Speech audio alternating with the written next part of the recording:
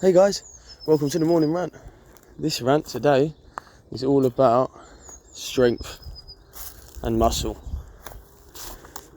That there are slight differences between the two, and there are different ways to train for both, and the ideal, which is to have both.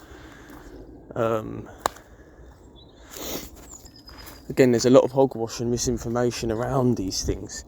So obviously all sorts of training and any sort of training is going to build some strength probably and some muscle, so that's fine.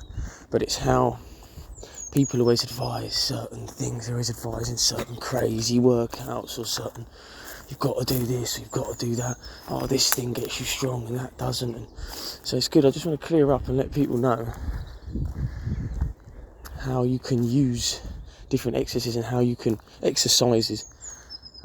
can do them differently to aim for muscle or strength. So I'm going to start with strength because that's the foundation.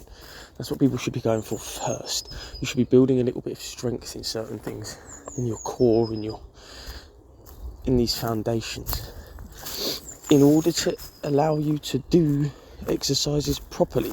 Because if you dive straight into bodybuilding routines like a lot of people advise you to do when you're a beginner, you won't have the necessary strength and foundation to actually do the repetitions properly and gain the muscle you want to gain, because you'll be skipping through the exercise, you'll be skipping through the reps without the strength to do them properly. So I'm going to start with strength, like I said. Now, strength's a very hard thing to define. It's a very hard word to know exactly what it means, because it means so many different things. Strength's such a large umbrella of a thing that you can be strong in so many different ways. But one definition I've always liked is a man can be strong, but if he cannot use that weight quickly, he's not powerful. So in that saying there, he's basically suggesting that it's not so much to do with speed, it's more to do with, so say like when you see someone lifting something heavy, it's a slow process. You're holding the weight, you're straining, you're lifting, it's heavy, it's resisting you. When you do something really fast, you can be missing that strength element. Only in training. I mean, obviously the ability to do a heavy thing fast also means you're strong, and this is what I mean about the confusion of the word. But like that quote described, that might make you powerful instead. If you're doing heavy things really fast, you're pretty powerful, because strength alone, like we're saying, doesn't have to always be done quickly. So anyway, that sounded quite confusing, but here's another thing I like. Strength is the ability to hold heavy weights, resist heavy weights without breaking. So that's quite cool as well. If you think of heavy cranes, if you think of someone who could doing a heavy squat, 6-plate squats, they're resisting that heavy weight on the way down, and they're then obviously lifting it back up. But it's that ability to resist and to hold. Now that's the saying I like a lot, and that's what I'm going to stick with for now, because we're talking about beginners. Well, I was talking about people who sort of coming into training, trying to build a foundation of strength first. So that's the basics, and I'm going to do a quick chin-up set now, but then that's where I'm going to start schooling you on how you can use basic exercises in your favour to build real strength. You can use the most basic of exercises, press-ups, pull-ups, and your core training. Before you even move on to these weighted exercises and these other more complex things that will actually help in your advanced strength training. And the not breaking part is quite important. So it's the strength of your inner connection tissues and your inner connection, the deeper inner parts of your body that you don't want them to break. You know, when you get injured if you're doing something too heavy, that's because you weren't strong enough at that time. So That's why it's good to focus on strength at the beginning. The stronger you are before you go into messing around with weights, the less likely you'll injure and the more progression you'll make. So like I was saying, let's start with pull-ups, push-ups and core. There's 3 very basic things that everybody should do to build a foundation of strength before entering into weights or more complex things. Now, going by what we've said about the 2 quotes, we want to emphasise on the slow. We want to emphasise doing these reps and these exercises slowly. So we push through every part of the movement. We hold at the top, we hold at the bottom, we slowly rise in the middle, and we slowly decline at the bottom. The whole process should be slow. You want to drag it out. But what you see is a lot of beginners who do push-ups and things like that is they're doing them fast. They're trying to show you, I can do more, I can do 100, I can do 50, and they're bouncing up and down like crazy, and probably not a single ounce of strength was built because you've skipped all the hard parts. So how I would recommend for that to be done, if you want to build a bit of strength in the beginning, you do it slowly. So let's do a pull-up. You hang on the bar, you pull slowly up 4 to 5 seconds, you slowly pull up, then you hit the top, you hold for 4 to 5 seconds at the top of the movement. You then, this is also showing control, you then lower yourself back down 4 to 5 seconds. Now the negative part of the movement, the coming down from the movement, is very important when it comes to strength. That's the resisting part. That's the part you're resisting that weight, you're controlling it slowly down. There is no weight in this, you're the weight when you're doing a pull-up, your body weight. So you're resisting it on the way down, you're holding it, and then as you come to the straight point, you don't want to quickly jolt back up like you see a lot of the time.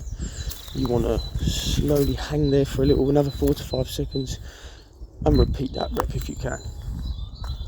Now, one stage before a pull-up would just be hanging itself, because hanging, again, you're holding, you're resisting your own self, as the want for your fingers to come off is literally pulling themselves away from the bar, but you're holding and holding, and the longer you do that, the longer you will build grip and strength.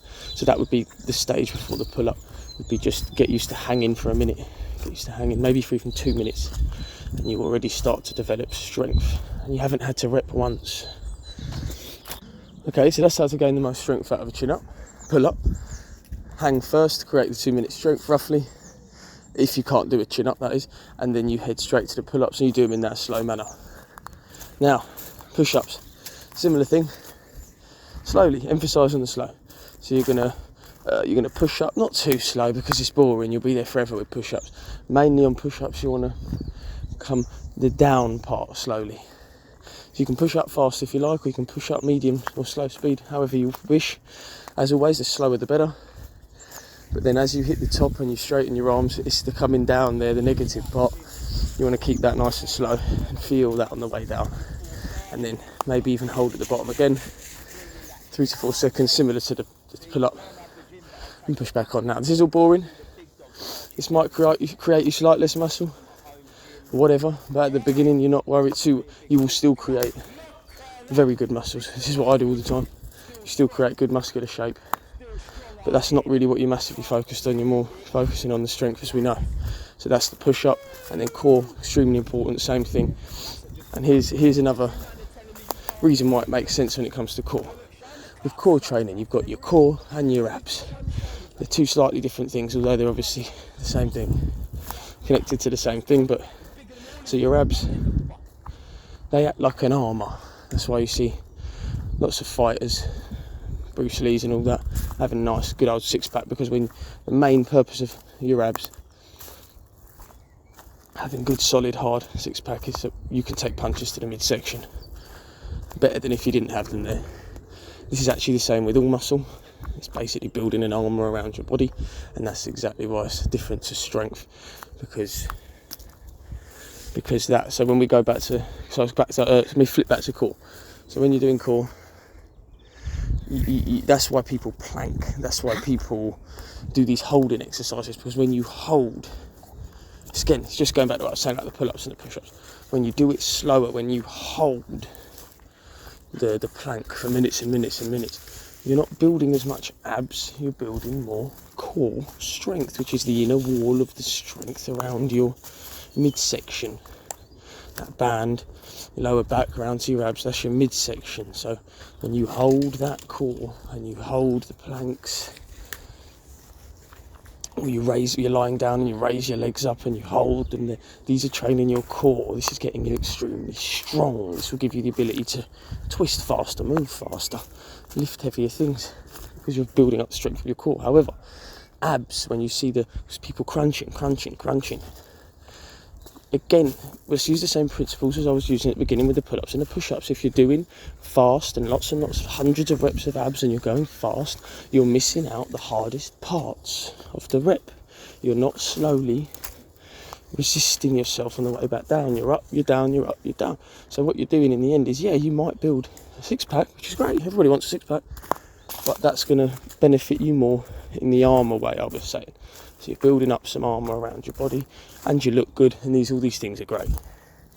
But before you did that, just like I was saying before, you'd have rather have done some core training. You'd have rather have held your core there. You'd have done some planking and done some slower abs where you do the same sit up, but you just slowly resist it on the way back down.